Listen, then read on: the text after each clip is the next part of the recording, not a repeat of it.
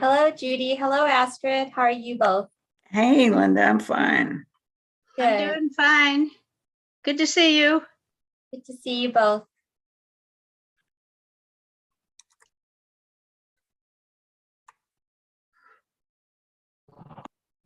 Judy, are you knitting today?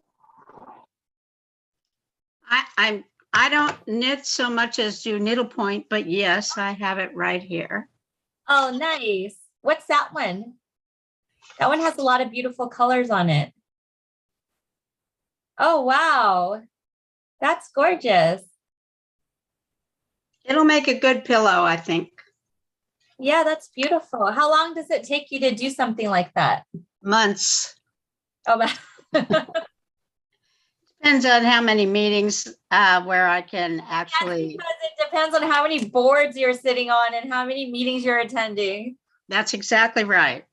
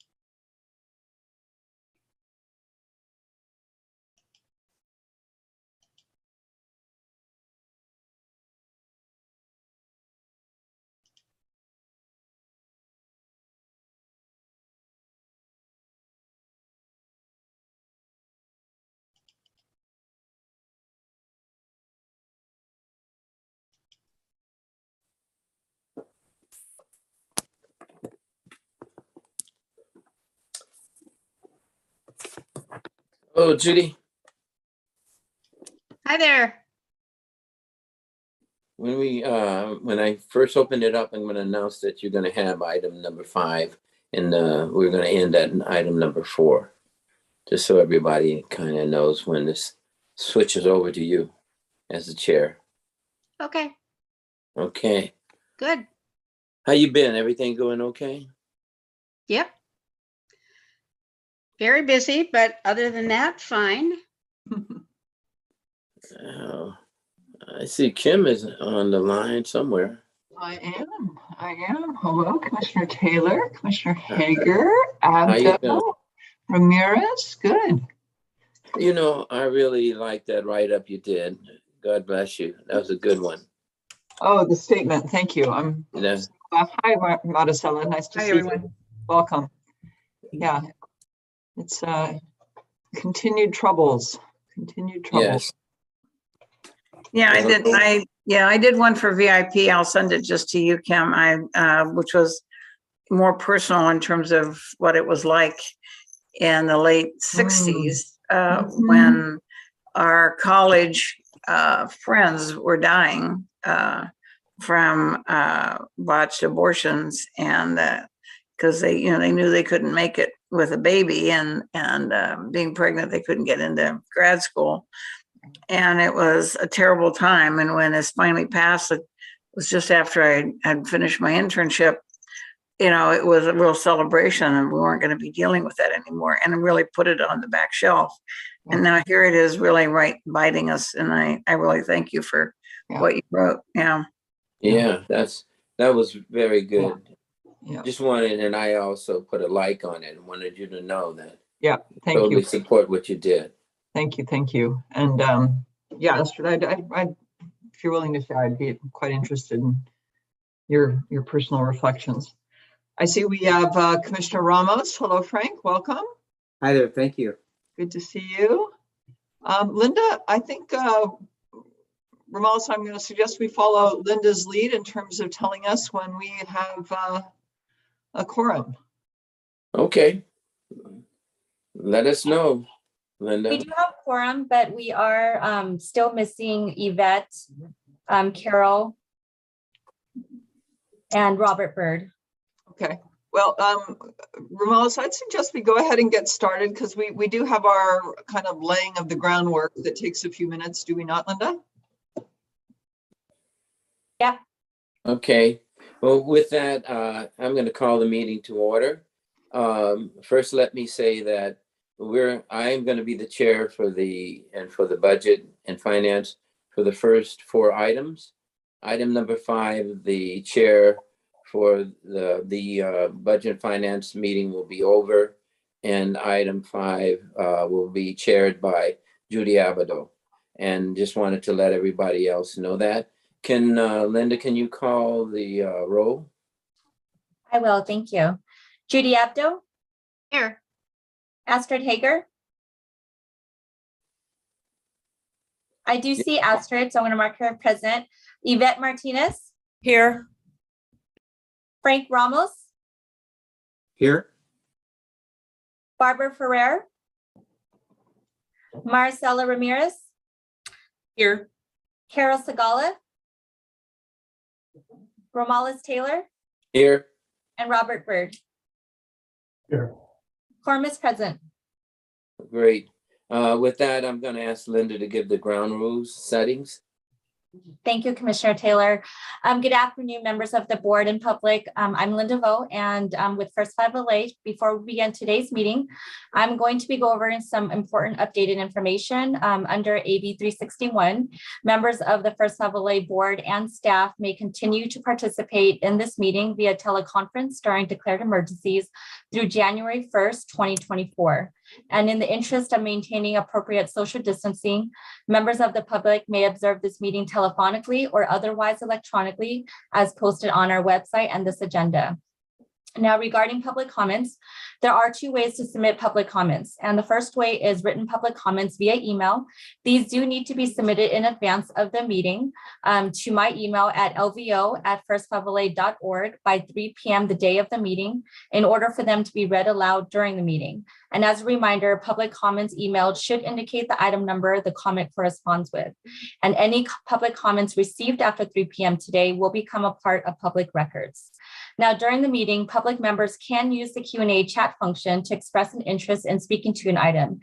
And is it important that these requests to speak be submitted via the Q&A chat box before the item being commented on is presented? And when submitting requests to speak, public members are being asked to only provide his or her name and the item number the comment corresponds with. All public comments received during the meeting via the Q&A chat will be addressed in the order they are received. And when you do hear your name being called for public comments, you will be given the ability to speak during the meeting. Now, if we don't hear you begin your comment upon your name being called, we will call your name one more time before moving on to the next public comment. And as a reminder, 2 minutes are allotted for each comment. And once 2 minutes have passed for each comment, we will move on to the next public comment. And before we do begin today's meeting, please do note the following. To minimize background disruptions, all board members and staff should place their lines on mute until called upon to speak. And to minimize multiple people speaking at the same time and to ensure for a coherent dialogue, board members can use the hand raise or chat box function to express an interest in speaking. I will then coordinate with Commissioner Taylor to call your name in the order received. And if technical assistance is required during the meeting, you can contact me at 213-276-9389, and I can connect you with IT. And with that, I'm going to hand this meeting back to our Budget and Finance Committee Chair, Romalis Taylor. Thank you, Linda. With that, I'm going to have our first item is the review of the minutes. And hopefully you all had an opportunity to review them. And if you have, are there any corrections? Do I see any hands raised, Linda? I don't see any hand raised or anything in Okay. the chat box function. With that, I'd like to get approval for the minutes. I need a motion, somebody? And Commissioner Taylor, we can just receive and file the minutes, given this is a Budget and Okay. Finance Committee. We don't need a formal action, and I can make a note that we are receiving and file the notes. Thank you, Linda. Okay, with that, then we're going to go to the first item, and that is the optimizing our effectiveness annual audit interest interview. Francisco Pino, are you there? Yes, thank you. Thank you, Commissioner Taylor. And Um, Tina, if I may, Tina, before you begin, I just want to confirm there aren't any public comments for item 3. Oh, Sorry, thank for you. item 2, Thank you, before we Linda. proceed with item 3. Thank you. Thank you. Thank you, Linda. Good afternoon, commissioners, staff, and guests. Today's presentation is to review the scope of work and timeline of the fiscal year 21-22 financial audit. The California Health and Safety Code requires each county commission to be audited each year, and that any findings and its financial activities are reported and communicated to the commissioners and the public. A draft report will be presented to the Program and Planning Committee in September as an informational item and to the Board of Commissioners October meeting for approval. This report, also known as the Annual Comprehensive Financial Report, is due to the State Controller's Office and to First Five California on November 1st. As part of the audit process, today we have Kyle Bartle, Audit Manager of our audit firm, Eide Bailly, to review the roles and responsibilities for the fiscal year 21-22 audit engagement. Kyle? Good afternoon, everybody. Thank you, Tino, for the introduction. Just kind of repeat that. My name is Kyle Bartle with Eide Bailly. I work with Canali, the audit partner, closely in overseeing and managing the audit engagement. So I'm happy to be here today to talk about our 2022 audit. We did provide a slideshow, but I want to go ahead and share my screen as we kind of walk through that together.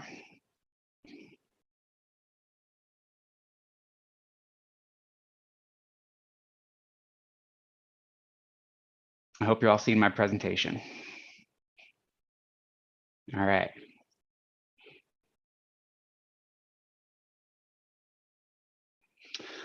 So the audit requirements are that we conduct certain required communications to the governance as we conduct our audits.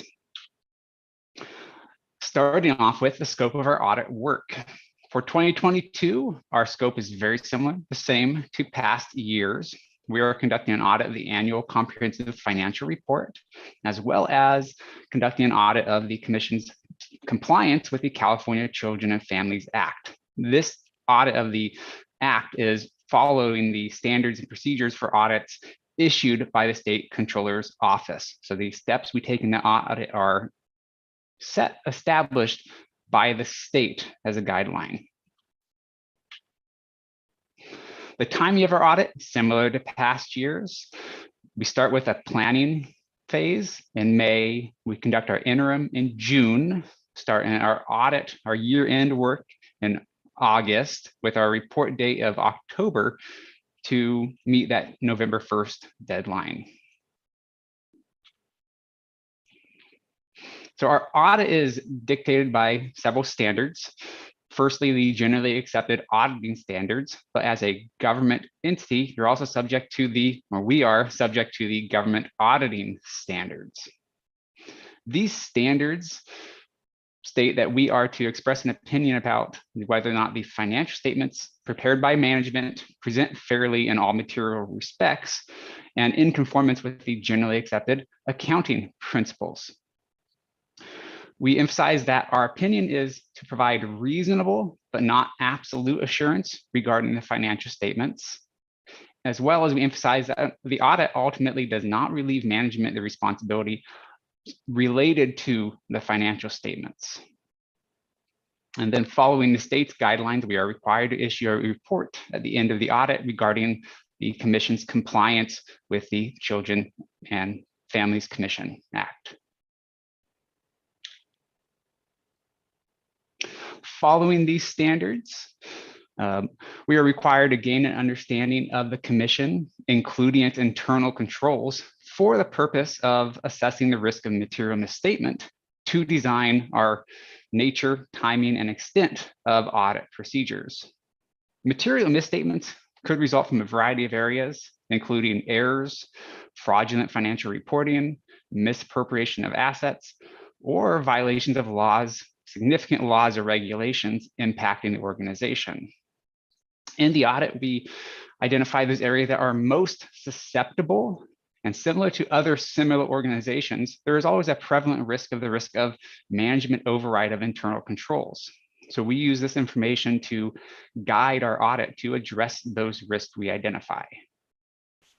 At the conclusion of the audit, along with the opinion upon the financial statements and the opinion upon compliance with the state requirements, we do issue a report upon the Commission's internal controls. However, this is only to describe the scope of our procedures over internal controls, but does not allow us to issue an opinion upon those internal controls. So we will not be issuing an opinion.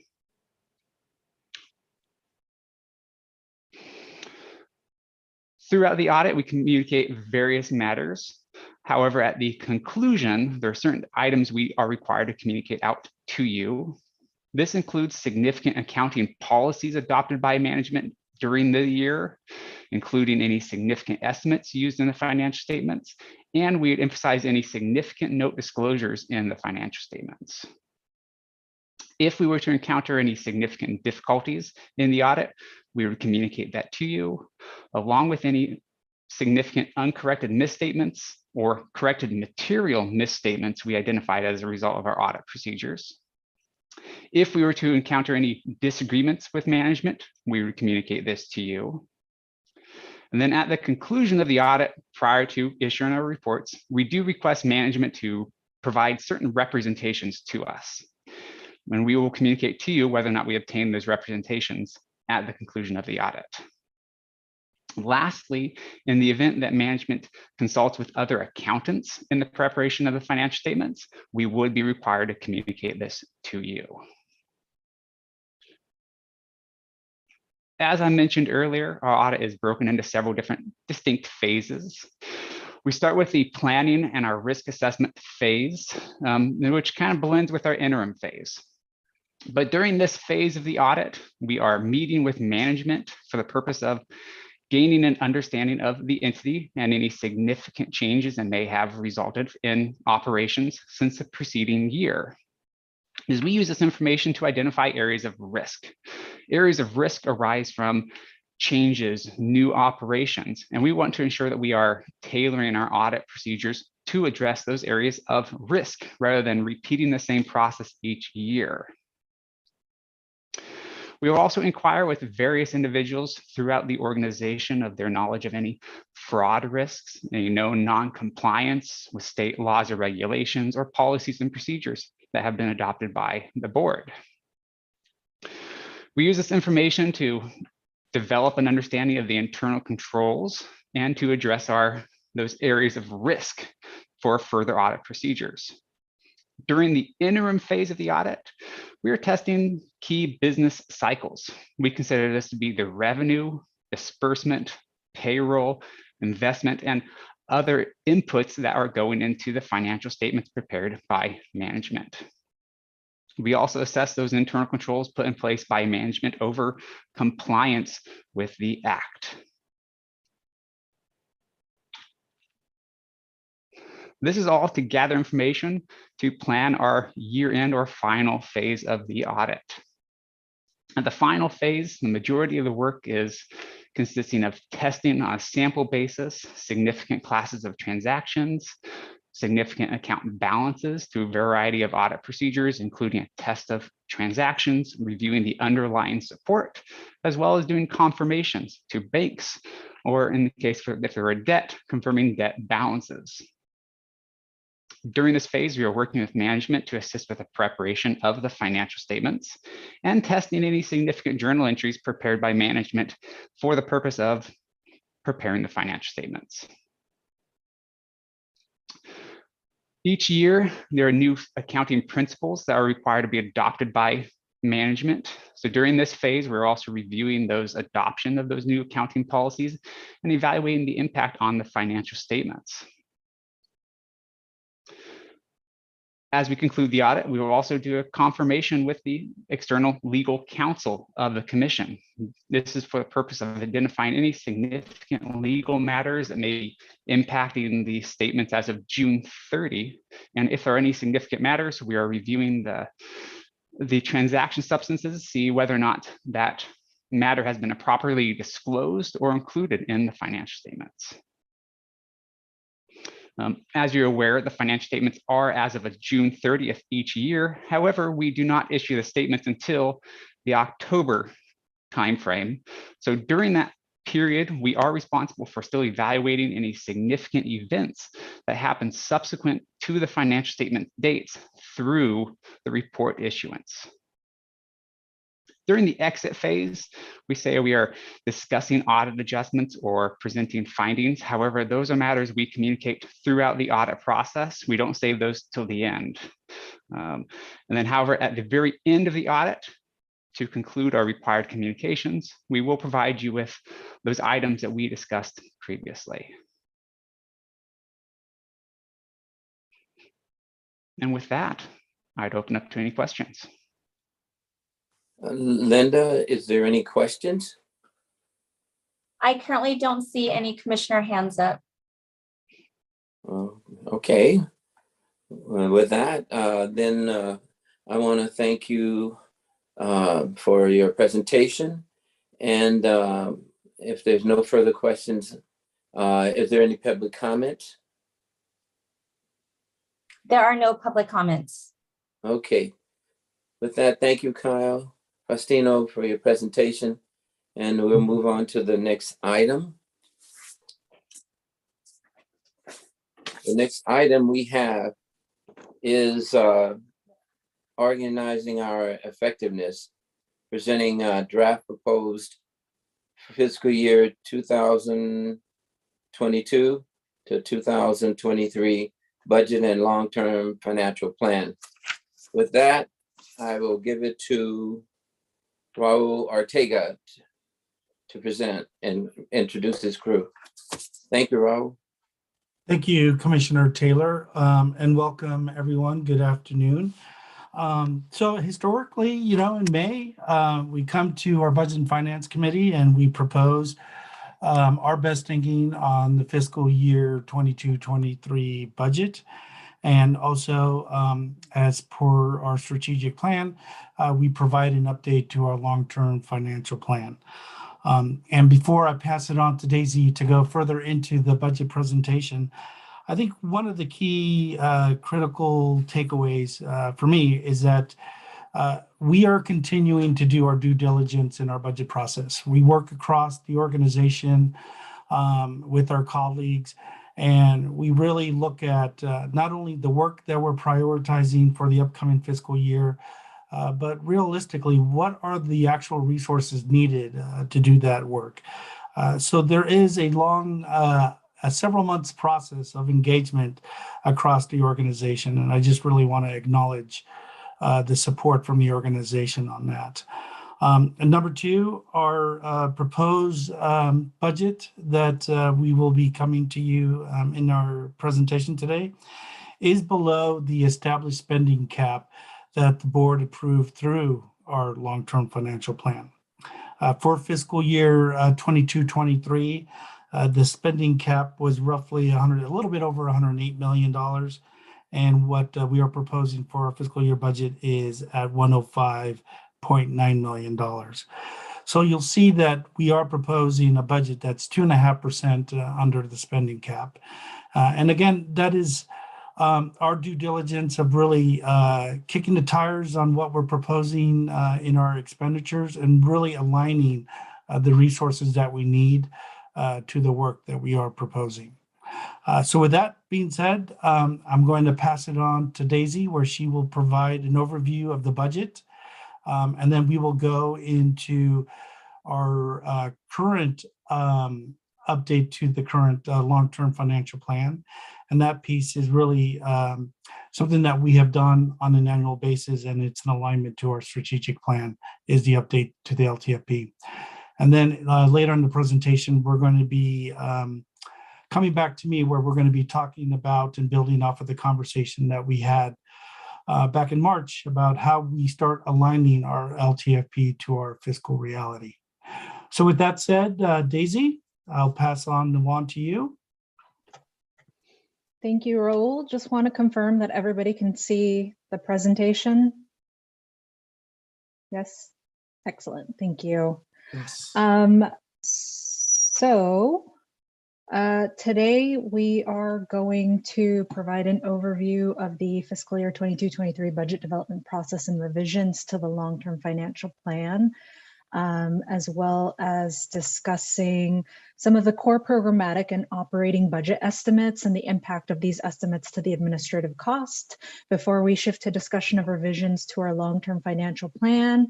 And as Raul mentioned, engage with the commissioners and solicit feedback on the initial thinking and strategic considerations regarding the long-term financial plan.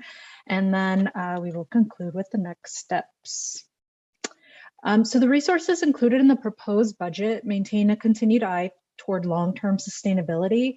At this time, we are anticipating $5.3 million roughly in restricted non-Proposition 10 funding to offset expenditures proposed for fiscal year 22-23.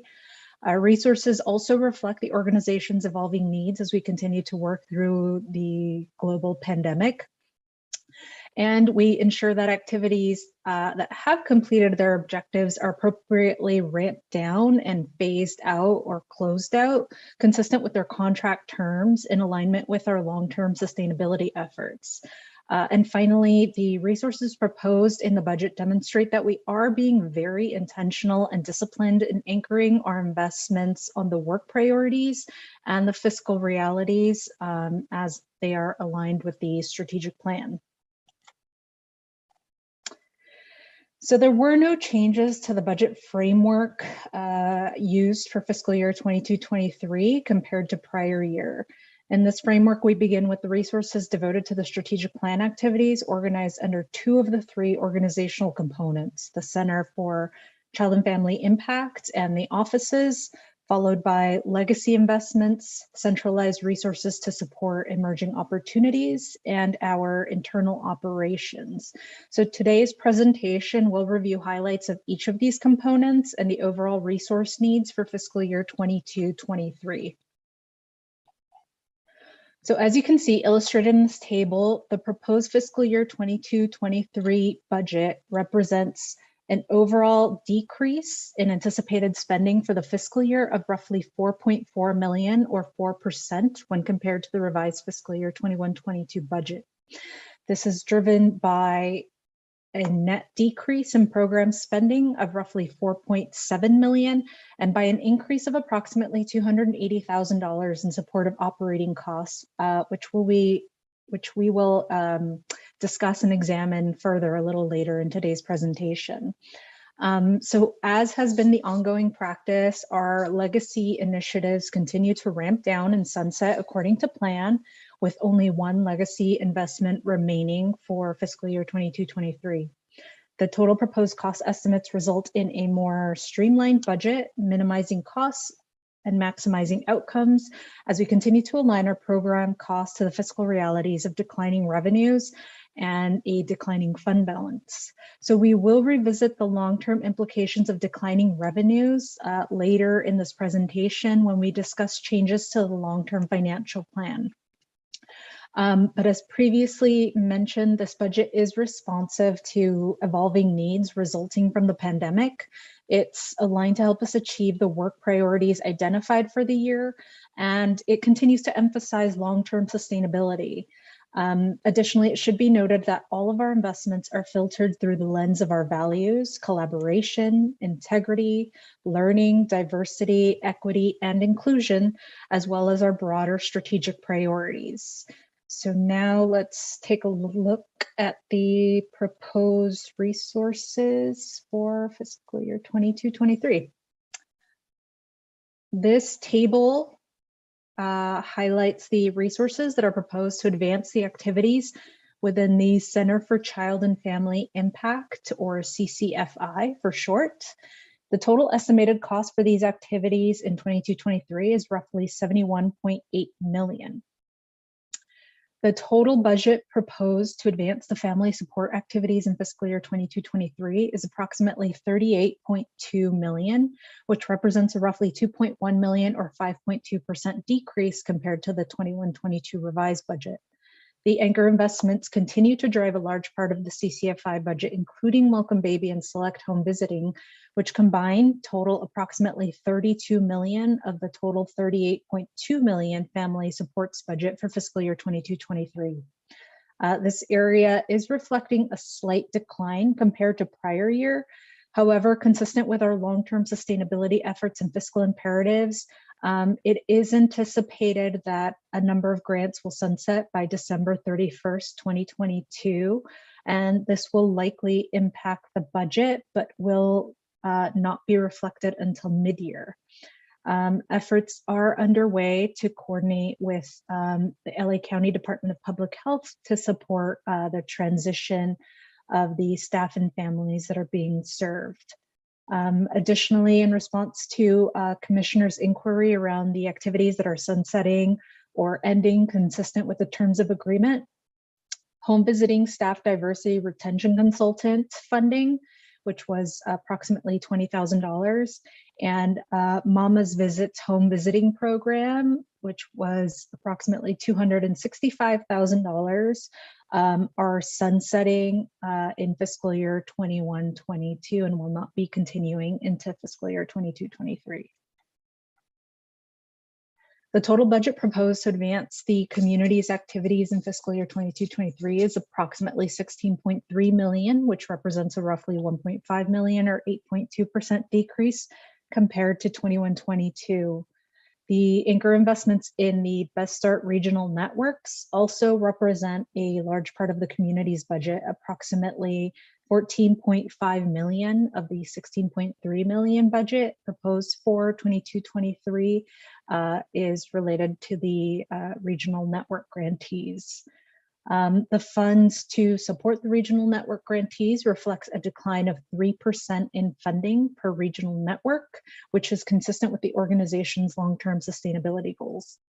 In addition, 3 projects within the community's activities are sunsetting in fiscal year 21-22. This includes Link Advocates, Built Environment Policy Advocacy Fund, and Network Knowledge and Dissemination. The total proposed to advance the EC activities next year is approximately $10.9 million, which represents a roughly $1.9 million or 14.5% decrease compared to 21-22. So costs include activities that are being fully funded by First 5 California, such as Impact 2020, which will support the expansion of Quality Start LA or QSLA, totaling just over $5 million. LACO is also anticipated to provide $100,000 in support of QSLA activities for 22-23.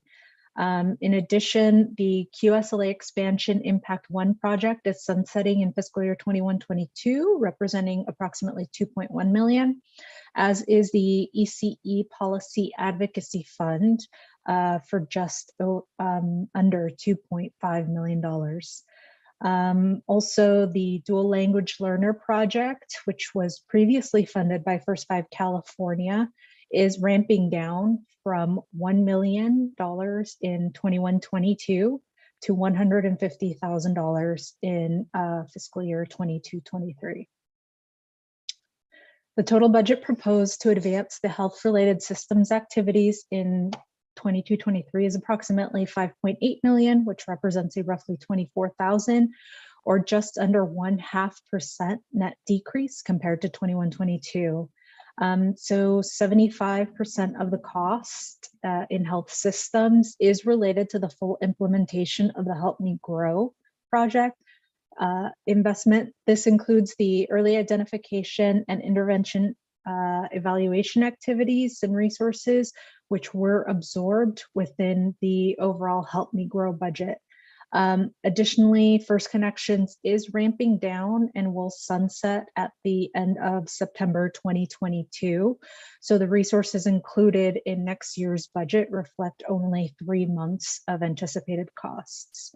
And health systems will continue to lead and invest in the African American Infant and Maternal Mortality Project in conjunction with the Los Angeles County Department of Public Health. The total budget proposed to advance the activities led by the center support team is about $600,000, which represents a roughly $95,000 or 13.7% decrease compared to 21-22. This decrease is primarily driven by reducing our investment in Bold Vision by half to $75,000, consistent with our fiscal imperative, as well as reduced activities within the county-based Medi-Cal Administrative Activities Program work, which will be terminating consulting services with an external contractor and administrative fees, resulting in a $5,000 budget in 22-23, down from $65,000 in 21-22. The other components of the programmatic resources in support of the strategic plan are the offices. The estimated cost for these activities in fiscal year 22-23 is roughly 9.6 million. The total and proposed resources to advance the activities led by the Office of Government Affairs and Public Policy is about 4.2 million, which represents a roughly 1.1 million or 37.8% decrease compared to the 21-22 revised budget.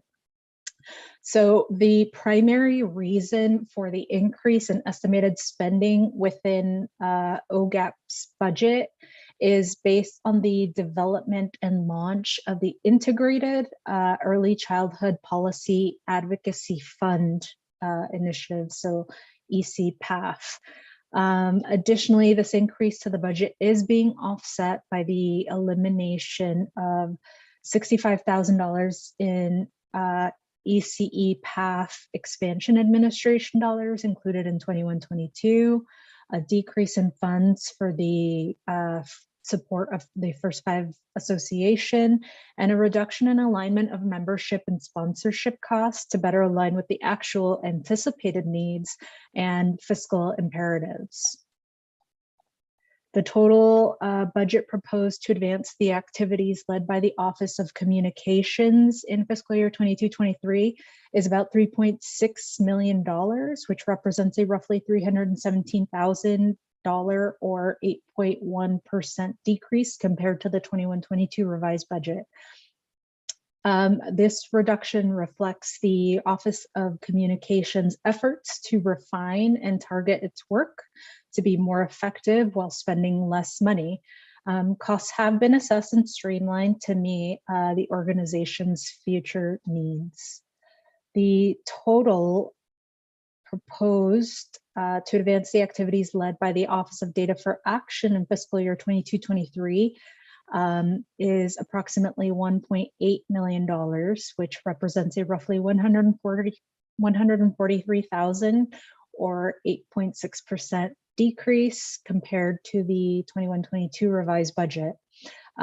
So the cost for the impact framework, one of the activities within the Office of Data for Action, is expected to increase by nearly $215,000 compared to 21-22, because the impact framework indicators and data sources need to be revised to reflect the refined strategic plan. And the second impact framework indicator report is to be produced in alignment with the schedule outlined in the strategic plan. So turning to our legacy investments, these investments represent investments from previous strategic plans that are phasing out. And as I mentioned previously, there's only one remaining legacy investment, Little by Little, which is anticipated to fully exhaust its allocation by 2024. The total resources to support this investment in 22-23 is approximately $2.2 million. Additionally, as you can see here, resources in support of emerging opportunities for fiscal year 22-23 is $150,000. And this proposed budget aligns with historical spending and anticipated need for next year.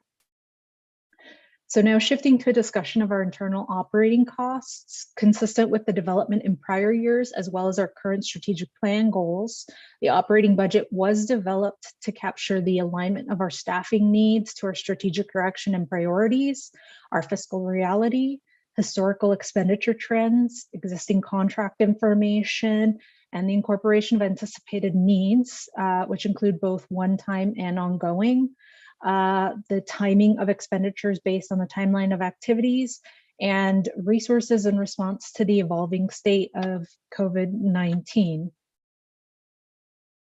So in this table, you can see that the total overall cost is below the 21-22 revised budget, from $21.97 million in fiscal year 21-22 to a proposed $22.2 million in 22-23. Many of our costs are consistent with needs related to personnel, facility supplies and services, telephone consultant support, web-based support, hardware, software needs, and professional development. The net increase is primarily the result of increases to personnel services, consultant services, and travel expense cost categories, and are offset by a decrease in operating services. The proposed budget to support personnel costs, developed in collaboration with our human resources and talent management team, includes 118 full-time equivalents, 118 full-time staff to achieve the work proposed for fiscal year 22-23, 5% merit or performance pay adjustment as needed, a 3.5% turnover attrition rate to adjust our personnel costs and capture vacancies throughout the year. Additionally, there were 17 vacant positions identified at the time of budget development, and our budgeting for these vacancies reflects staggered hiring ranging from a full 12 months to 6 months. As previously mentioned, only 118 FTEs are captured in the personnel cost, as 2 FTEs are on hold for the entire fiscal year. We will monitor trends this year and reassess our approach next year as appropriate to capture the appropriate staffing needed to execute the work. In addition, we are including $150,000 to capture salary adjustments due to market conditions or to ensure equitable pay as needed. Resources in the operating budget also include funds to support the continued telework needs of staff. This includes a mobile and internet stipend for all staff as we transition from full telework to a hybrid model, as well as on-site needs such as increased security, safety services, and mileage and parking costs reimbursements. Consultant costs have increased as we seek support and expertise in compensation study analysis, recruitment, HR consultants support our ongoing DEI work and support in developing collaborative structures and processes to sharpen and focus our work and support the refinement of our strategic plan. As COVID-19 cases were beginning to wane during the development of this budget and travel restrictions were being relaxed, we are seeing an uptick in travel expenses as staff are anticipated to resume work-related travel. However, any work-related travel will be informed by the latest public health guidelines and data to ensure staff safety. As a learning organization, we will continue to analyze, assess, and make recommendations to ensure that resources are fairly distributed and accessible across the organization. And as for 5LA's administrative costs are captured within our internal operations costs, we will now tease out those funds and discuss the proposed administrative costs for fiscal year 22-23. So of the 22.2 million proposed operational costs, roughly 14.1 million represents our total administrative costs for fiscal year 22-23.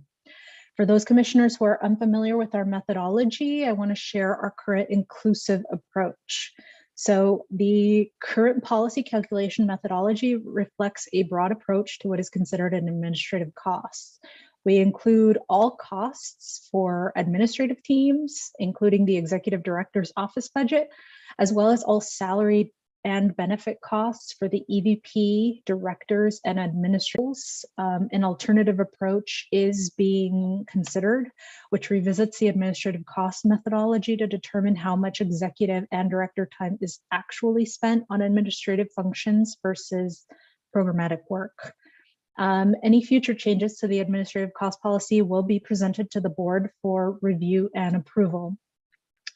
Our current methodology, however, is consistent with previous years. The total of 14.1 million translates into an administrative cost of approximately 13.3 million, which is below the 15% threshold recommended through the long-term financial plan. And speaking of the long-term financial plan, we are now going to transition to an overview of the LTFP changes.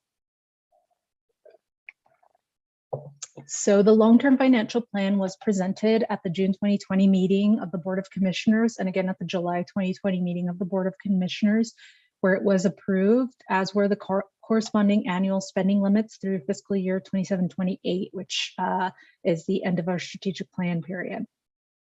The purpose of the LTFP is to aid in the Commission's financial stewardship role by providing a framework that shows the long-term implications of our funding decisions. And although we continue to use projections to calculate future revenues and expenditures to some extent, the difference is that with the long-term financial plan, as opposed to a project, we are deciding and planning what the future years should look like in terms of annual cost. The financial plan approved in July 2020 established these annual spending ceilings from which we cannot deviate without returning to the board for review and approval, as any changes have implications to our fund balance. The current process requires that we update the plan estimates approved by the board in July 2020 to capture the most recent audited fund balance, updated revenue forecasts, mid-year revised estimates, and the estimated expenditures for the proposed draft budget. This graph reflects our revenue and expenditure projections through the duration of the 2020-2028 strategic plan, and it helps to illustrate the effect of revenue and expenditure decisions, with expenditures continuing to exceed our revenue and revenue continuing on a gradual rate of decline. So what follows are some of the assumptions and adjustments that were used in updating the proposed long-term plan. The assumptions used for the long-term plan includes that program costs will represent 85% of total costs on an annual basis, and operational costs will represent, or administrative costs, will represent no more than 15% of total costs on an annual basis. Our Proposition 10 revenue will continue to be grounded in the updated revenue projections received from the California Department of Tax and Fee Administration, which is commonly referred to as CDTFA. Other revenue estimates will be updated to align with projected external revenues as information is made available. For fiscal year 22-23, the other revenue includes revenues from First Five California, Los Angeles County Department of Public Health, and the Los Angeles County Office of Education. The annual expenditure rate of decline from fiscal year 2025 through fiscal year 2028 is approximately 6.47% per year, which results in an ending fund balance of approximately 100.7 million. And lastly, the LTFP assumes 50% of the total budget beginning in fiscal year 2021 will be classified as reserve funds as approved by the board in July 2020. The adjustments included in the LTFP include changes to the estimated spending for fiscal year 2021, 21-22, and 22-23. The estimates for fiscal year 2021 were revised to align with the actual spending per the 2021 audited financial statements. The estimated spending for fiscal year 21-22 was revised to align with the fiscal year 21-22 mid-year revised budget approved by the board in March 2022. And the estimated spending for 22-23 was revised to align with the proposed budget of approximately 105.9 million, which is less than the LTFP established spending limit of approximately 108.7 million, as was included in the approved LTFP in July 2020. Other adjustments include the revised Proposition 10 tobacco tax revenues, updated to align with the latest projections from the California Department of Tax and Fee Administration. Revised other revenue accounts for the anticipated receipt of funds from First Five California, again, DPH, and the LA County Office of Education. Additionally, we do include an internal downward 1% adjustment to Proposition 10 funds in response to payment disbursement trends. And this is just so that we can be prudent in terms of receivables and what we can anticipate. And these amounts are updated as the estimates are revised based on the audited financial statements or any changes as new information is made available. So the changes to the long-term financial plan has resulted in an increase in revenue, a decrease in expenditures for fiscal years 2021, 2022, and 2023, and consequently an increase in our projected available ending fund balance at fiscal year end 2028 from 55.8 million to 100.7 million. And that concludes this part of the presentation. I will now turn it over to Raul to speak a little more about the future LTFP considerations. Raul? Thank you, Raul, Daisy. Raul, as you're coming on, I want to make a suggestion. Ramalis and Raul and Daisy, if you're comfortable, this might be a good place to take a pause. Thank you. And invite some conversation and questions and discussion from the board on the proposed budget and the most recent slides on the updating of the LTFP before getting into the longer term multi-year planning discussion. Raul, I hope that's not throwing too much of a curve, but I just think this is a lot we're inviting the board to reflect on, and maybe if we can have some discussion about the budget, that might be a nice way to break it up. Yeah, it's not throwing the curve. I was going to make the same suggestion. Okay, perfect. To We are focus, aligned. let's focus on what we need to take action on for May and in June, and the focus on the Yep. budget and the LTFP. And Daisy, So, maybe, Ramalis- I'm sorry, Raul. Daisy, maybe you can exit your screen, at least for now, unless we need to reference back to it. Thank you. All right, Raul. So I'd just like to give it back to the chair to see if there's any questions or considerations for staff. based on what was presented to you all as committee members. I want to give the commission an opportunity to take a breath and think about that. And Linda, can you let us know if there is any hands raised to have any questions with regards to the budget? I will And surely do that. yeah, and maybe as commissioners are considering questions or comments, Daisy, maybe you could help reconcile what I was scratching my head a little bit in terms of the revenue adjustments. On slide 19, you note the internal adjustment regarding Prop 56 revenue trends remains at a 1% downward adjustment. And then under results, we talk about an increase in Prop 10 revenue. So just maybe saying a few more words about Prop 56 versus Prop 10, because it's easy to get them kind of confused. Daisy? Yes. So as I mentioned, we do adjust and update our revenue based on latest projections. We are seeing an increase to our Proposition 10 revenue from the latest projections from the state.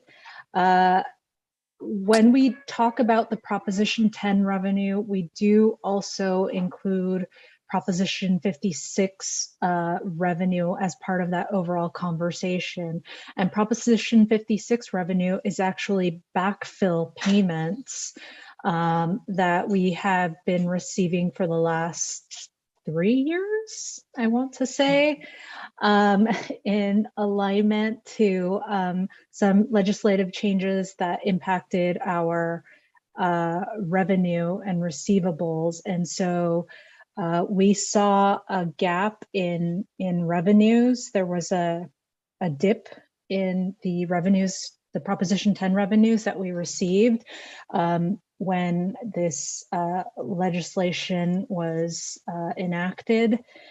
And Proposition 56 is actually sort of a stopgap. So the intent behind it is that it's going to keep us whole. So we saw a massive significant impact for that 1 year, and we began to receive these payments that essentially get us back on track with the gradual 3 to 4% rate of decline that we've been seeing over the past several years.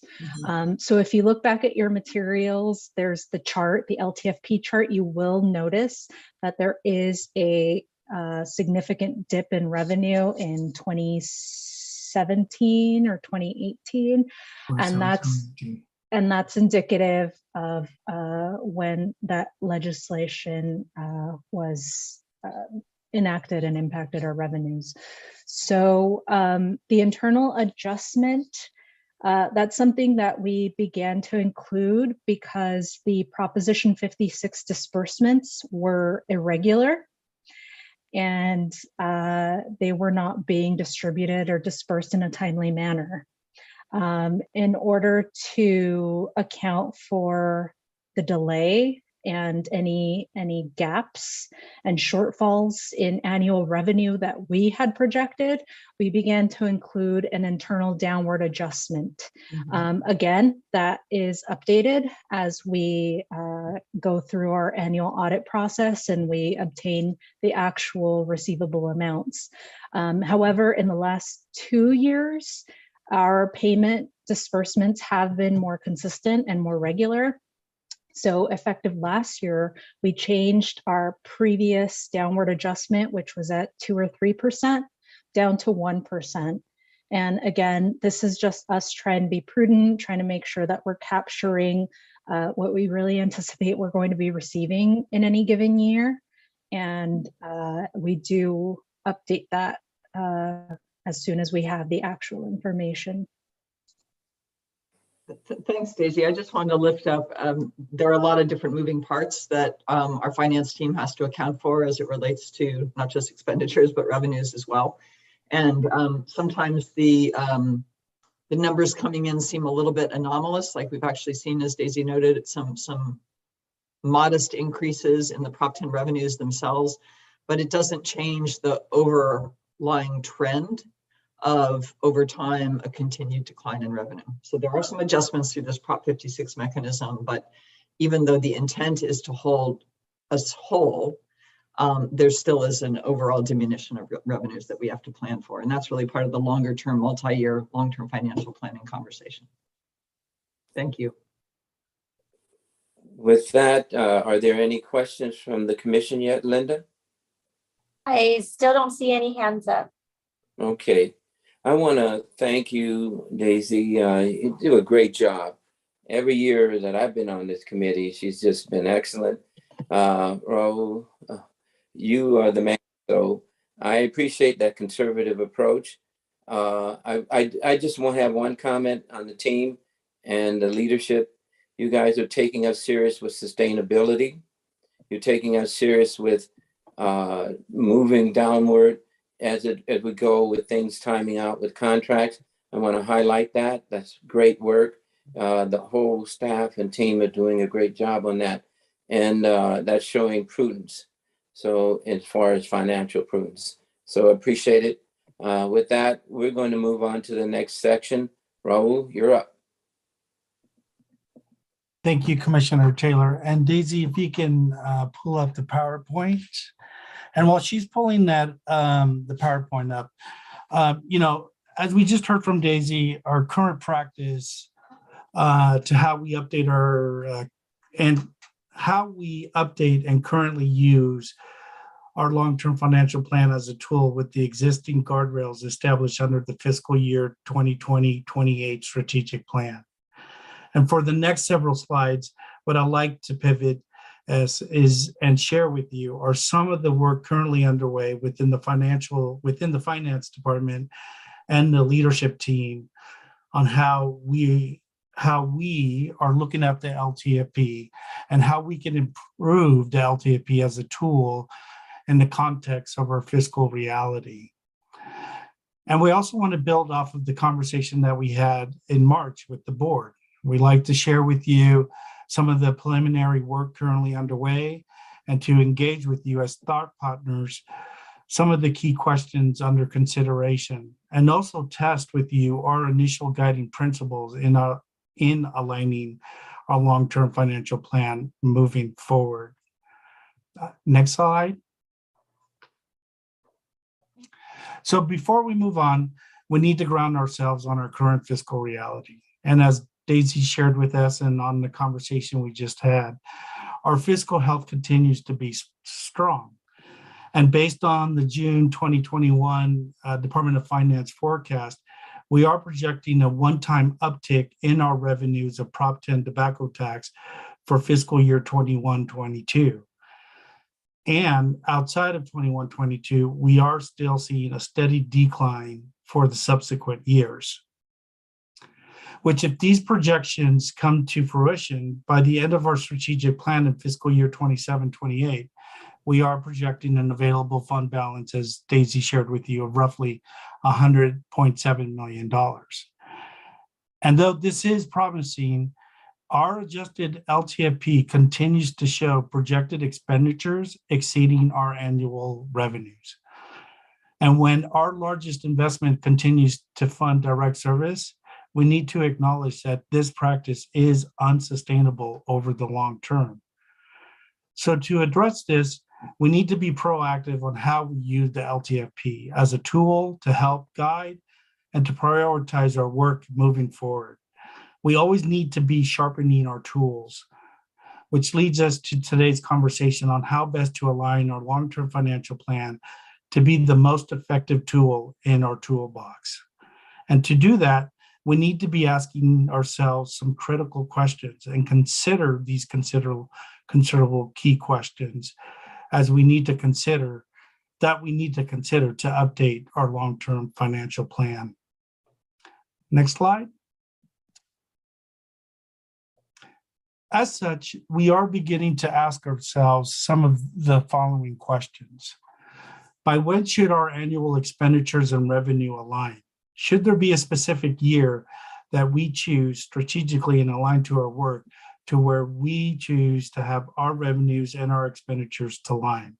That means that whatever proposed budget that we're proposing aligns exactly to the revenue we are projecting to come in for that fiscal year. In addition, outside of our current reserve policy of 50% of the overall budget, for what purpose should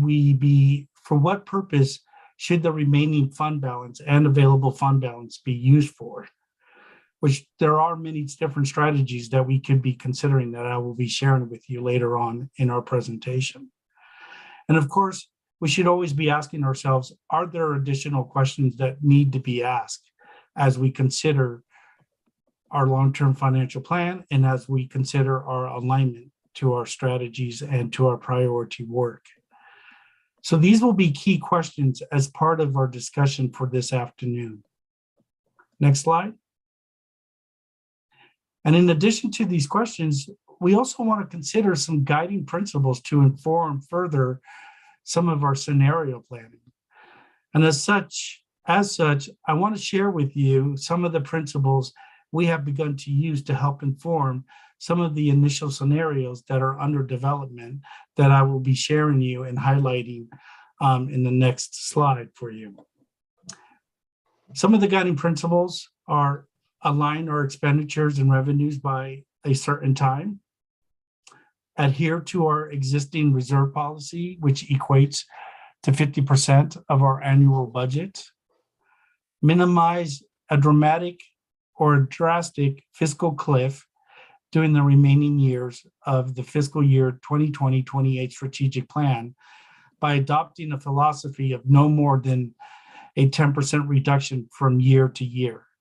That means that as we go from one year to the other, we are not seeing a reduction of more than 10% from the prior year expenditures.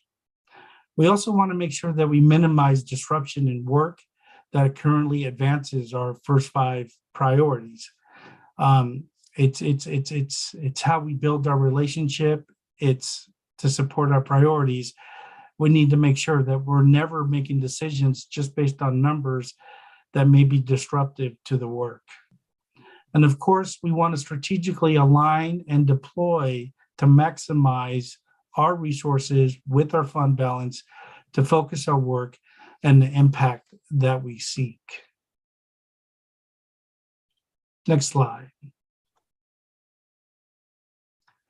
On this slide reflects some target date scenarios that we have been grappling with and exploring since our discussion in March. One of the scenarios is stay the course. Maintain our current glide path of annually decreasing our expenditures by 6.5% annually with the current available fund balance. And we would project alignment in 35-36. Of course, the annual 6.5% reduction is consistent with our current long-term financial plan. A second scenario is to align to the end of our current strategic plan in fiscal year 27-28. This would require us to align our expenditures to our projected revenues for fiscal year 28-29. This would align to the original intent of our current strategic plan, decreasing on an annual basis our expenditures by 6.5% through 27-28. And in the following year, in fiscal year 28-29, a reduction of 28%, which is a significant decrease from one year to the other. But it's also a scenario that we would need to consider since it does align to our current strategic plan. And then there is the time certain, which is select a specific target date for alignment that determines the annual reduction required to achieve that alignment. So as we think of a specific timeline, we would have to go back and figure out what is the annual reduction in order for us to get to that fiscal year and to minimize significant impact. Again, we are in the beginning stages in exploring and developing these different scenarios, and the input from our discussion today, along with our first strategic plan review and refinement cycle process through the summer, will help inform further scenario development. And within all these scenarios, there are implications to our fund balance. So we need to consider what are the potential use of our fund balance. Next slide. So this slide reflects different usages for our fund balance outside of our existing reserve policy. The first one is to balance the budget, which is our current practice. This is where we use our fund balance to fill the gap between our revenues and expenditures in order to meet our existing. A second potential use for our fund balance is to put a significant amount of it aside in order to earn some interest to stabilize our revenue. So this would require us to revise our investment policy to pursue a higher rate of return, to generate an annual investment income that can be deployed to help mitigate annual declines in our tobacco tax revenue. And there's also the opportunities of having resources put aside for us to be innovative and for emerging opportunities. This is not currently an explicit use of our fund balance. We do use some resources within our budget that we propose, but this is really having money put aside so that we're in a position to test new systems change strategies. And of course, these changes would be aligned to our strategic plan. And it would provide us the flexibility and the responsiveness as public systems and community context, as the community context shifts. Next slide. So as we begin to dive into this, and as we start to address our questions internally and develop some guiding principles, we have concluded that we will need to update our long-term financial plan beyond fiscal year 27-28. Our current long-term financial plan is a fixed year 10-year plan, which only gets updated based on prior year audited financials, updated revenue projections, and board-approved budget. Our current updates does not consider revenues and or expenditures beyond fiscal year 27-28. And our fiscal realities and stewardship responsibility invites the consideration of a rolling long-term financial plan that is updated to reflect outer years of up to 10 years and to be a more effective in our long-term planning. It provides the opportunity to better reflect First 5 LA strategic priorities and to invest our fiscal resources strategically to maximize impact. The next slide, please. At this time, I'd like to take this opportunity to invite our commissioners to receive any feedbacks and just to get your initial reaction on our guiding principles and the two key questions under consideration.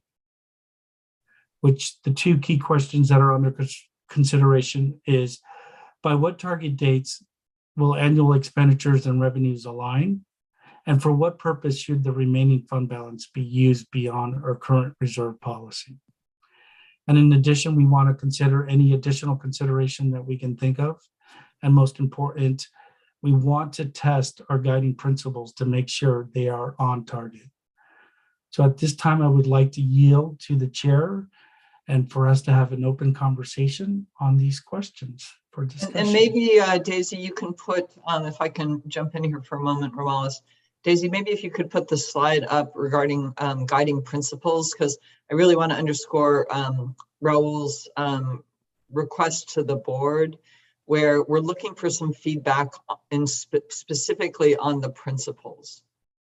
Because informed by this discussion and discussion with the board at the May meeting on the principles and big picture on the scenarios, that will help inform the work we'll be doing over the course of the summer and what we come back to the board with in the fall. So really would like to invite thoughts and reflections on the principles in particular.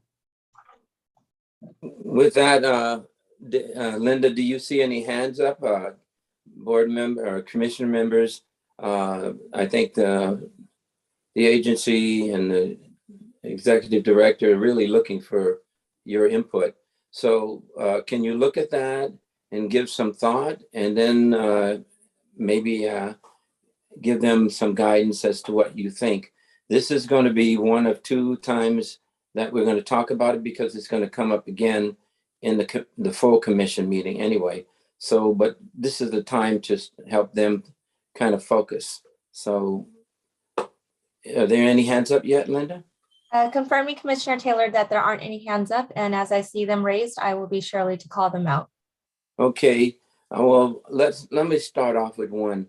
My concern is that I'm hearing a lot more about recession, and it's a scary thing, and they're raising rates by the rate keeper for the feds to try to tamper that recession node going down. Are we considering that in your long-term financial plan? And is that one of those scenarios you want to put in there, that what do we do with the balance of the money that we're using to fill the gap? Because if we have a recession, how is that going to impact our revenue generating source? Are people going to smoke less? Are they going to smoke more? Are they going to be less funding coming out of tin? Those kinds of scenarios, putting that, not saying take over, but what would our strategy be? Raul. I think what you raise is a good question. Yes, the feds did raise the interest rates by 0.5% earlier today, I believe, from what I read. So the reality is inflation, interest rates going up, price of goods, gasoline, food. All these things are going to have implications to how consumption will have impact to consumption. Do we have enough information internally within our organization? And to be honest with you, within CDTFA that helps produce forecast on consumption, I'll be honest with you, I think we're going to need to think about what type of additional adjustments we would want to create to our revenue forecast, because it could very well have implications to revenue. That's my initial thinking. And as we update our revenue forecast, obviously that's going to have implications to our fund balance and what we forecast our fund balance to be on the outer years. Okay. Is there any other commissioners that have raised their hands, Linda? I do see one hand up, Commissioner Abdo. Commissioner Abdo. Yes, I just wanted to say that my understanding of what happened today is that the Fed said that they would not increase the interest rate any higher than 0.5% at a time, which is much better than what had been anticipated. So stock market went up really high today, and so I think that financial people are thinking that we will not go into a recession, at least right away,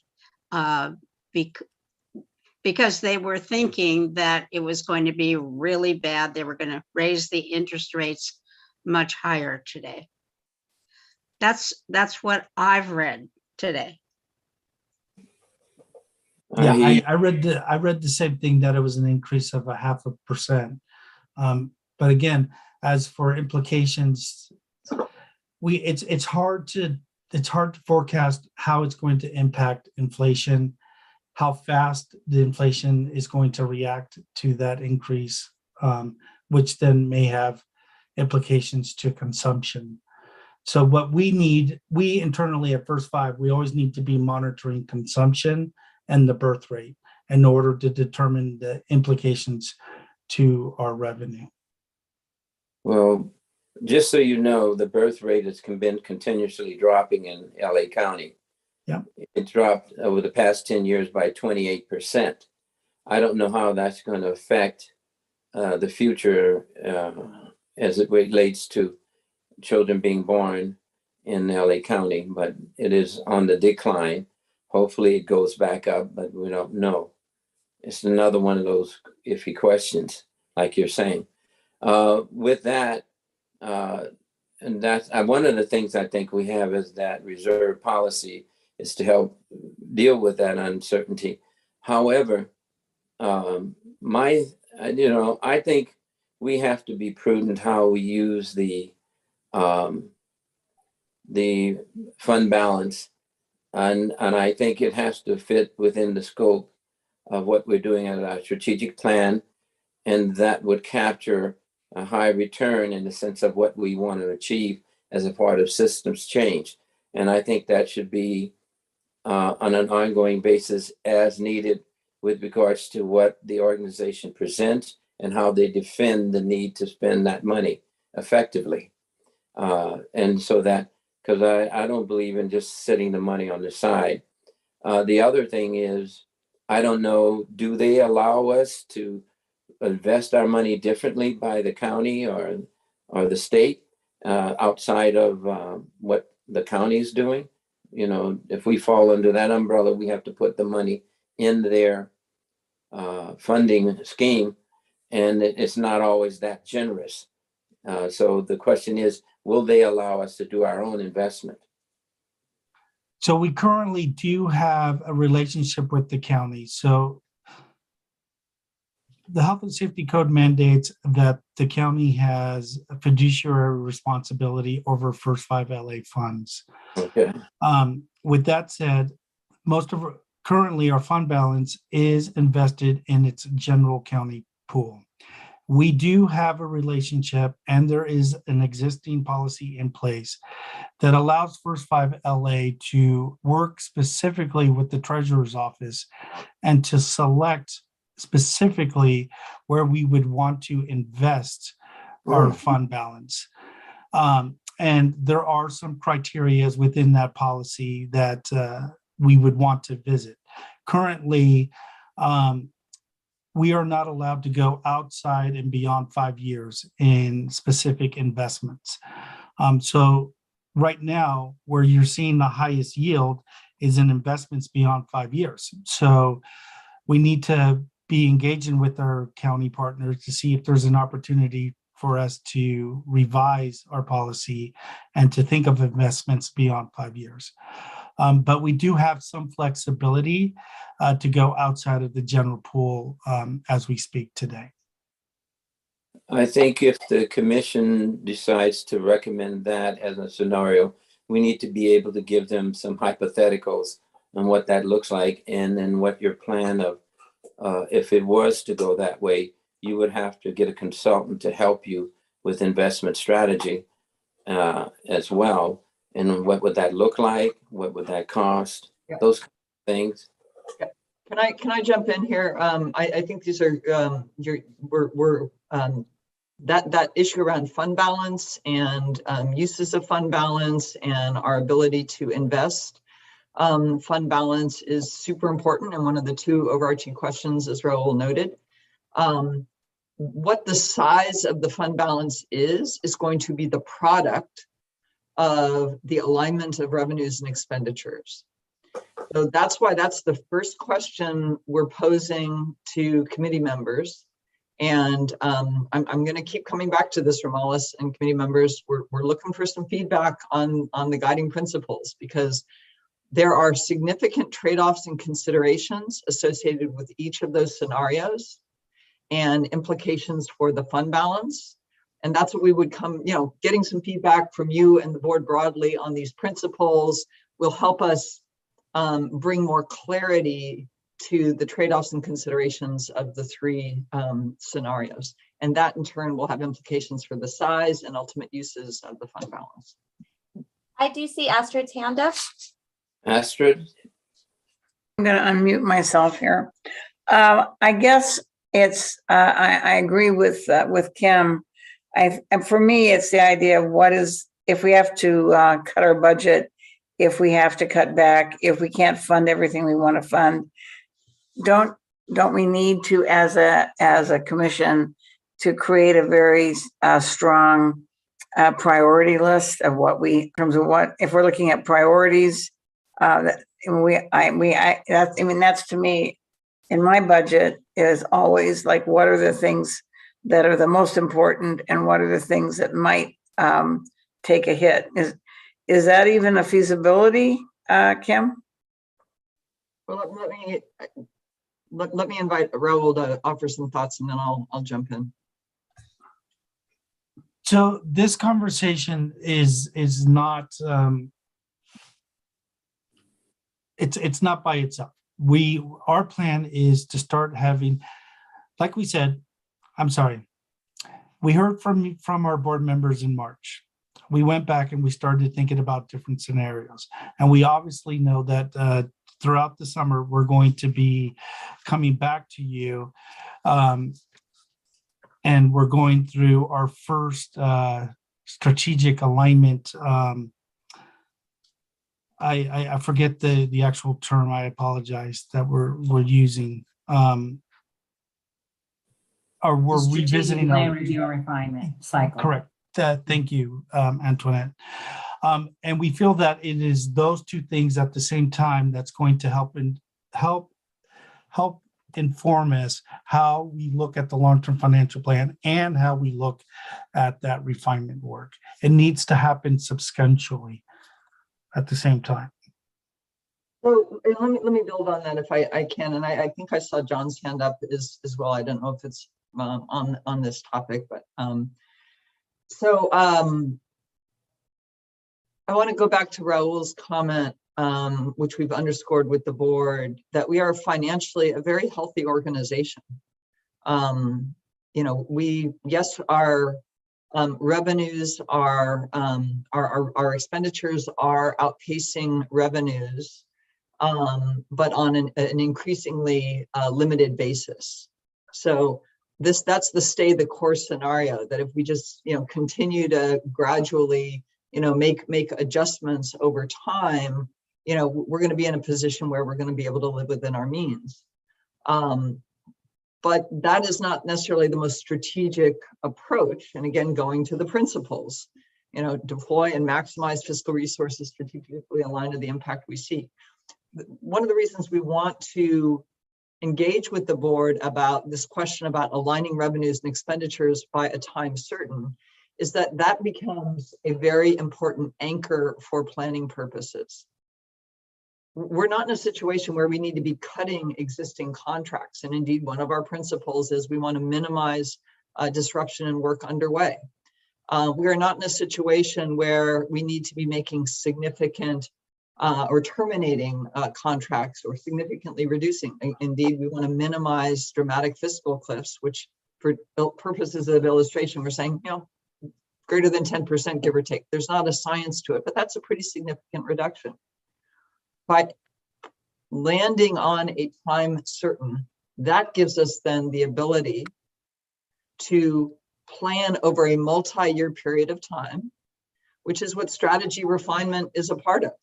So we're going to be coming to the board in the fall with some informed ideas and recommendations, informed by experience and learning in terms of where we need to make some adjustments to maximize our financial resources to our strategic goals.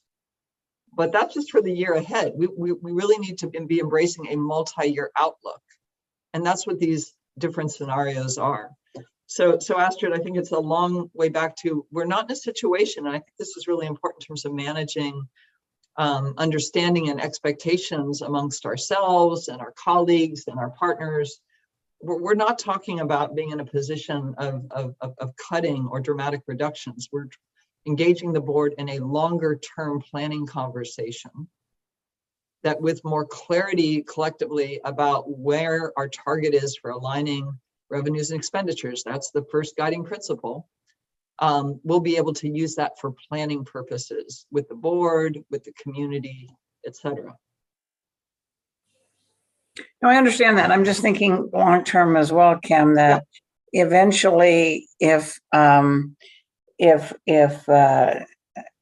were to speak to people about smoking and that revenue went, completely off a cliff, what is it that is left that we have in the bucket to spend that becomes the number one priority. I guess that's the long-term look that I'm taking. I'm not talking Yeah. about now. Yeah, I'm good. talking about like, where are we in 5 years if we're looking at this?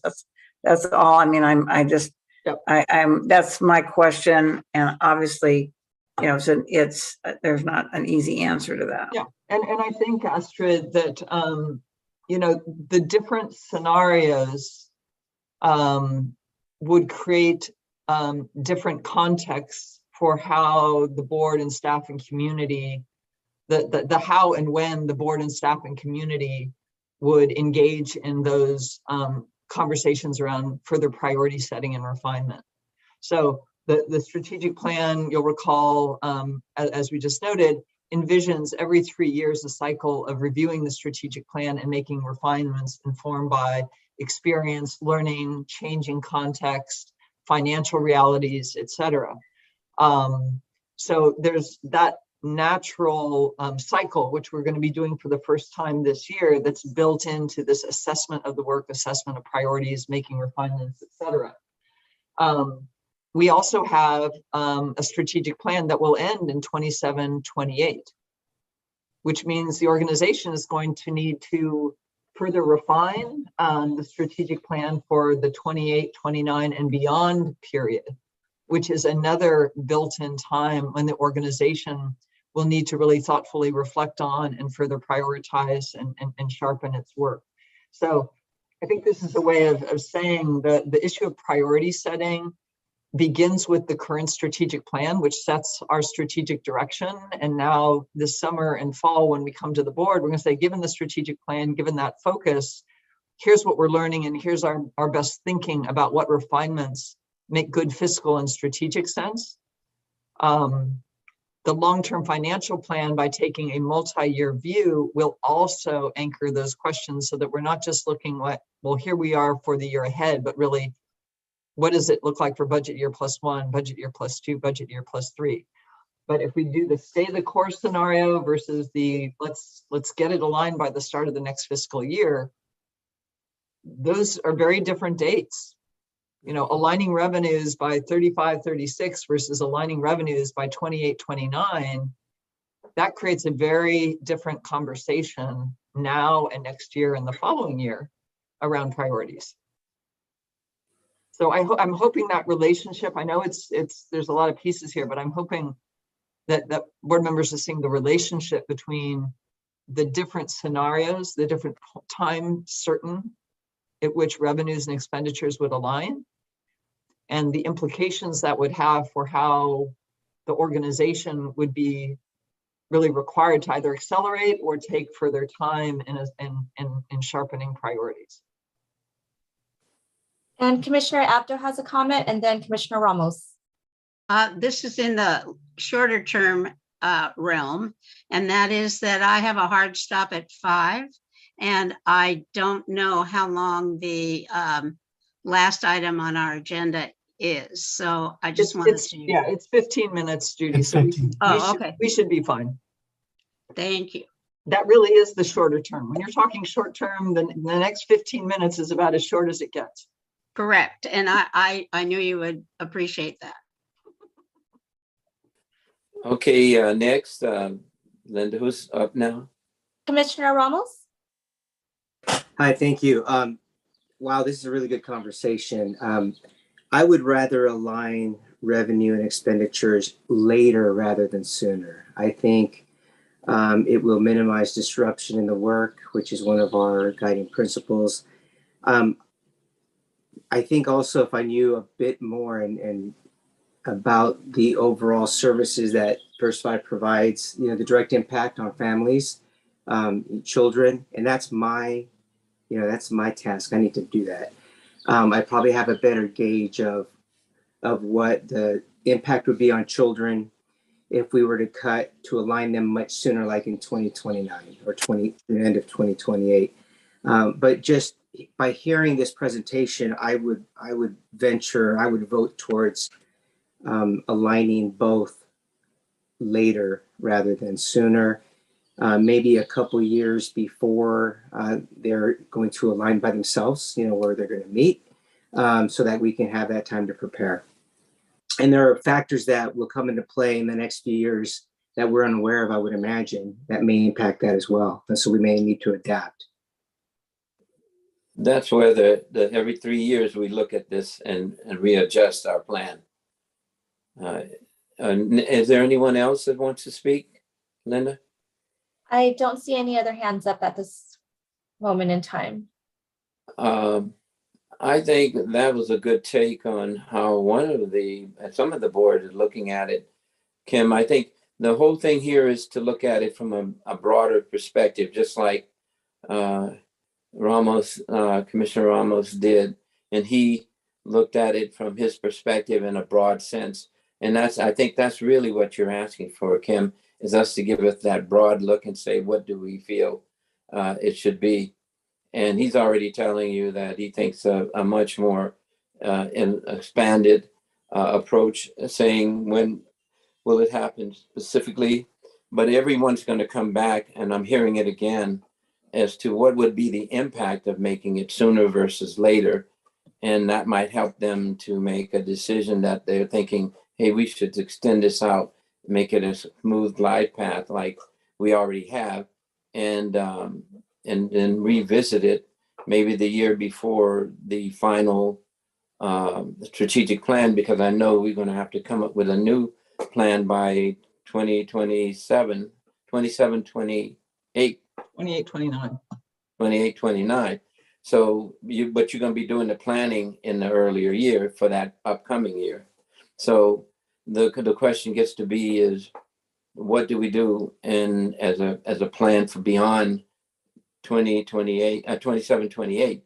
And I'm hearing, and then I will leave it to the board.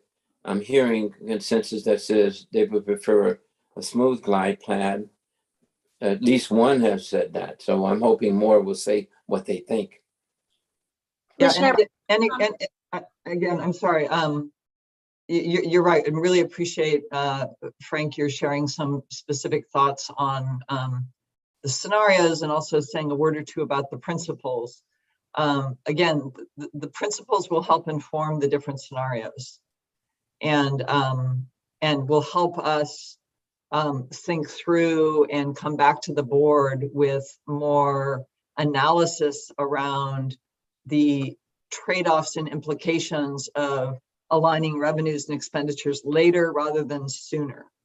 So I want to invite board members to reserve judgment, or don't get too excited about a particular scenario, because we are not providing today, nor is that our intent, some of the considerations and trade-offs associated with a particular scenario. And an example of that, for example, is under the stay the course scenario. There's some good discussion to be had about, is that the most strategic use of our resources? Because that would be effectively saying what we're doing today is what we would be doing for the foreseeable future. And we know that the world is changing and context change and opportunities and threats. We have a new strategic planning period beginning in 28, 29. So, that's a consideration that we would want to be lifting up. But we first want to hear from the board that, yeah, actually, we do want to maximize our resources and be as strategic as we can be. So that's why I say the principles precede our analysis and reporting out on the trade-offs associated with the different scenarios. Linda, you were going to say somebody else has their hand up? Yes, Commissioner Byrd, you've got the floor. So I like maximizing resources for sure. I think that there's a lot of unknowns coming, with prevention, early, upstream funding opportunities. We're seeing it with FFPSA. We're seeing it with the CalAIM reforms. And hopefully there will be some alignment with some of this work that will help to offset some of the revenue loss that's coming with people making the bizarre decision to stop smoking. So I like that. I do wonder if there's a way, like some type of hybrid. I think waiting until the 2028, the 27-28 planning period feels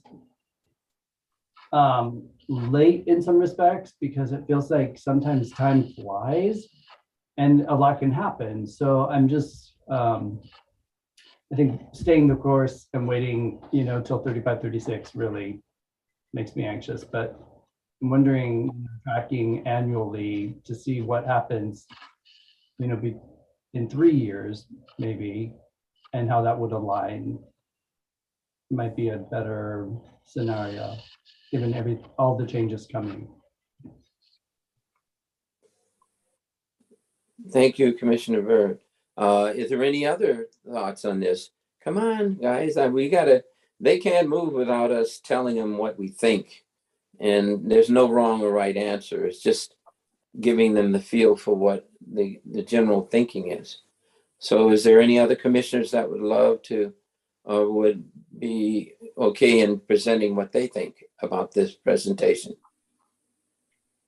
I don't see any other commissioner hands up. Okay. Well, Kim, I just want to say one thing. You've heard at least 2 of the 3 commissioners that have already said what they were thinking and give you some input, because this is all going to go back to the whole commission, to the board, to the commission for more input in the next meeting. But what I would like to see is a scenario played out with some of this input from the top, saying this is what it would look like under X scenario, and what this is what it looked like under B, and this is what it would look like under C. And then that way it might give each of the commissioners a better visual of what this means, because this is very conceptual in thinking and nobody knows what the end result is. And I'm hearing different feelings about that. And so I don't know that this would help you in your planning as you're seeing it, but I'm hearing some consistency at the higher level, because that's what you're asking for, not us to deep dive into the weeds, but to get it to the higher level. And I'm thinking that maybe a strategy in between, because it sounds like we do need to plan before 27-28 what we want to do, and then carry that out and as a better strategy too. Yep. So Daisy, can you take down the PowerPoint, please? there you go. There we go. Thank you. Yeah. So I just think that all comments are good. It's just which way do we want to go? And I don't think cutting it off by a certain date is going to be the one we want to do, because it stifles your creativity and energy to do creative things. But I hear hesitation to say we go beyond a certain period in time, and 34, 35 is way too long, I'm hearing. So there's some hesitant about that. And then I hear there is some thought about doing it in a much more productive way, which you've always advocated for. So I'm puzzled as to which way the board is going to go, because I'm not deciding this. It's a board decision. So and I hear you, Ramos, and our intent is not to, we're not presenting a recommendation today, and we're not going to present a recommendation next Thursday. So our intent is really more to remind the board where we've been, to share with the board what we have heard, and those principles generally reflect what we have heard, and what I've talked to the board about as well. And the importance of us being clear about where we are headed to align revenues and expenditures after a responsible reserve, and use that for multi-year planning purposes. And so there's no science to this, to be sure, but I want to make sure the board is comfortable with the principles that we've offered, or other principles we should consider, which we would then in turn use to really do the necessary staff work and critical thinking, and come back to the board either in July or maybe in September around the scenario. So this is not a must do immediately. This would This represents part of the refinement process that we'll be talking with the board about in the fall. But this is just, we need some feedback from you all on some of these key criteria or key principles to help inform the staff work that will occur over the summer. Can I ask the board members, you can either say yes or no. The question that is pivotal here is, for me, is what do we do with and you've done a great job of, now that you can see it, it went from $500 million or $50 million in reserve. Now we're projecting over $100 million that could be there by 2028. And the question so that the staff can decide what to do if a process comes up. Do we want to allow them to present to the board if something comes up, how they use that fund, and then the commission then decides whether they go forward and spend that money? And that is a question that the commission needs to kind of give them a feel for. I think that's very important. Well, and Ramal, it's just, I know that was a question of the commissioners, but if I can just clarify. Okay. The use of the fund balance is a very important question related to the first question. Oh, okay. Because the different scenarios have different implications for the size of the fund balance. Okay. Which raises the question of, so this is how we have used the fund balance to date, which is really almost exclusively to fill the gap between revenues and expenditures, which we know is not a financially sustainable and responsible long-term strategy. So that's why we're having this conversation around different scenarios over a multi-year period for bringing alignment of revenues and expenditures. Wherever we ultimately land, it will either mean the fund balance is going to be smaller or larger. And there's actually a really strong reason to maybe pare back our spending a little bit sooner and grow the fund balance, because we could then potentially invest it, as Raul was noting, in some alternative investment vehicles that could generate some interest to help stabilize our revenues. So can we put that as a scenario number 4? That again, there are two questions. One question relates to alignment of revenues and expenditures. We need to pick a target. It isn't going to be in concrete. It's not hard and fast, but we need to, unless the board were to say, it's fine, let's just let life unfold. We basically have been taking a let life unfold the past couple of years, but I would argue it's not financially responsible and it's not strategic. We need to pick a date and use that for planning purposes, both for our investments and our managing our fiscal resources. That in turn will have implications for the size of the fund balance. That's something we would talk with you all about in terms of scenario number 1 means this for the fund balance, and here are the related potential uses. Scenario 2 would result in a larger fund balance, and that has implications for how we might consider investment and generating some revenue stabilization. But that relates to the second question. How do we use the fund balance? And we've offered the board 3 examples. One is business as usual, which is basically use it to fill the gap between revenues and expenditures. Number 2 is revenue stabilization, investing it in different vehicles. And we've got some work to do there. That's why this isn't going to happen overnight. Or number 3 is say, let's use it more as an innovation fund. But those are very different strategic issues for us, distinct from when do revenues and expenditures align. So I get it's complicated, but I'm really trying to separate, we are trying to separate those 2 overarching questions. I just thought you refined it for me. Yeah. You want, the first priority is to find, do we want as a commission to have that revenue and expenditure line sooner or later? We Correct. have to give you that. And that's where the principles are intended to give us a sense of what's most important to the board. Yeah. And then we use that kind of high level input to come back to you and say, okay, given those priorities, given those principles, here's how we can better understand one scenario versus another scenario. Okay, because you're going to have to shift to the next thing. Yeah. you, Commissioner Taylor. I'm sorry to cut you off. It looks like Commissioner Martinez might have a comment and then Go Commissioner ahead. Burr. Okay, go ahead. Yeah, I was just gonna say, these principles were brought to us today, and I think, we're sort of sitting with them. Are they gonna be reviewed with us again at the next board meeting with a broader group? Okay, I think that's fine. I think that's a good place to be. Yeah. But I would suggest that, like Kim is saying, what we need to focus on is the number one question: do we want to do it in a given time frame, and what does that look like? And that will drive everything else. Because she made the clock went off in my head saying, hey, and now I get it. So we need to say as a board, do we want to do it as we're doing now, or do we want to do it at sometime sooner? And if so, what is that? And, Well, I know we're running up against time, and I think Maricela also wanted to weigh in. Go ahead. But we're going to have another opportunity to talk about it. And the principle relates, we're not going to talk next week about the specific time. It's about whether or not there is value in multi-year planning that is anchored in a time target.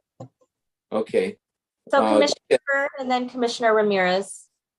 So I guess I just have a question around the fund balance. Are there any regulatory restrictions to how big that fund balance can grow? No, I don't think so. No, there's not. Go ahead. Next. So my comment is that it seems like there could be kind of a combination of the different scenarios that have been outlined. Why couldn't some of it be used for innovation? Why couldn't some of it be used for, the resource piece, right? Like, I think that's just another scenario, like being able to kind of allocate certain amounts to the different priorities. Yeah. Okay. Well, and that's an example of some analysis we would come back with, because if the board were to say revenue stabilization in terms of generating a little bit of income every year to offset the anticipated decline in tobacco revenues, in order to advance that goal would likely require the bulk of the fund balance being used for that purpose in terms of being invested, as opposed to being expended for innovation and other purposes. Yeah. So that's a great example of the trade-offs, and that's our job to kind of wrestle with and come back to the board on. Well, with that, I'm going to have to end the meeting because Chair Judy Abado has to have her next presentation. Yep. So with that, Ken, I'm going to want to end the meeting, and hopefully everyone. Taylor, you don't have to adjourn the meeting. We can move on to item 5. Oh, and okay. before we do, I wanted to confirm that there aren't any public comments for item 4 before we proceed. Okay. Thank you. And Okay. so members of Budget and Finance can sign off, because are we now, Linda, formally convening the executive committee? No, we're in a combined meeting, so the Budget and Finance Committee can stay on since we're not adjourning. But if they choose to log off, they can do that as well. Terrific. Thank you. Okay, so I'm chairing this portion of the meeting, which is going to be very short. So Peter, I'm gonna just turn it over to you. Great, thanks so much, Commissioner Abdo and everyone. I will be brief. As the members of the executive committee will recall, in March during our last meeting, we talked a little bit about the work we were forecasting for the year ahead. And that's what's captured in this slide here in your packet. This information was shared back in March, the first bucket being the work that we know the executive committee has to do on an annual basis, like the meeting we just had today around the annual audit and budget development. But we also know that every year there's work specific to priorities at hand that are specific to a given year. And so back in March, we previewed that these were the 5 topics we were forecasting we would bring to the executive committee this year, and that we would want to schedule in along with the annual work for the year ahead. So today we are just sharing an overview of what we anticipate the meeting schedule will look like for members of the executive committee through the rest of the year. The goal here is just to make sure the executive committee is generally okay with this approach so that Linda and Jamie, our fabulous board relations team, can reach out to you to start to schedule these. Executive committee members who have served for multiple years will remember we're often in a situation of trying to scramble to set up meetings at the end. And we're trying this year to, in respect for your time, plan ahead and make sure we get these things locked down sooner rather than later. Of course, just to note that while these are the topics that we are forecasting for the year, in addition to the annual work, we always know there may be some emergent opportunities that require some additional executive committee time. So just calling out that caveat that we'll do our best to plan ahead, but there always may be issues that come up and require executive committee attention that we cannot plan for. So just in short, we are looking for a total of 4 additional touch points throughout the rest of the year to accomplish both our regular work and the work specific to 2022. We anticipate that 2 of those meetings will take place before the August break, focusing primarily on the executive director job description, the compensation study that we're working on for the organization as a whole, and the issues related to board meeting schedule, approach, and the efforts that we have underway to update and align our bylaws and our governance guidelines. Then we'll take our annual board break where we have no meetings for the month of August, and we anticipate 2 additional executive committee meetings before the end of the year in November, which would be follow-up conversations around the compensation study and the work around bylaws and governance guidelines. And also at the end of the year, a touch point on initial thinking for a potential phase 2 of the capital improvement project. We've heard in the March board meeting about our phase 1 of the capital improvement project, which is coming to a close, and want to be able to open the dialogue with commissioners about the potential phase 2. So with that, I'll open it up to any questions or feedback for Linda, Jamie, and me as we are planning ahead. But we wanted to give you this preview of our expectations for timing. And of course, as commissioners know, we do our best to try to schedule these meetings in alignment with other meetings if possible. But if that's not possible, we will always set up a separate time like we did for today's meeting where we can cover the topics at hand. So with that, I'll open it up for any questions or feedback.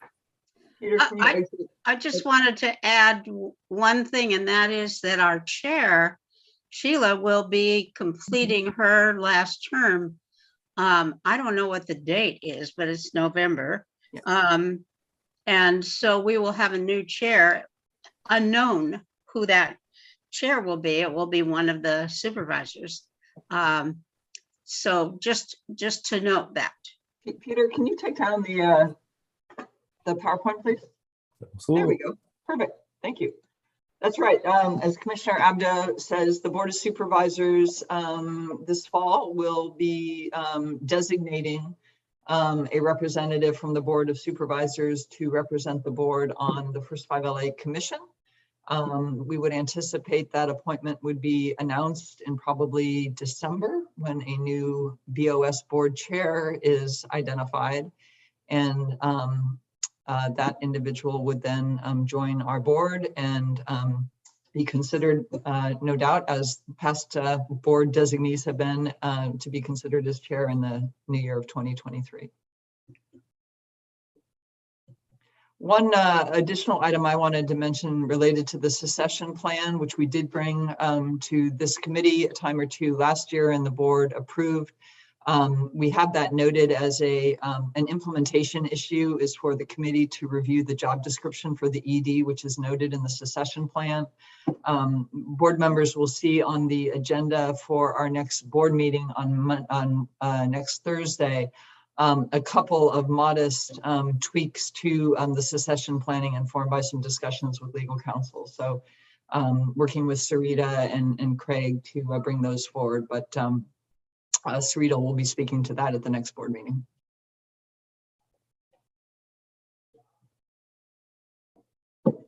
Does anyone on the exec or the budget committee want to respond?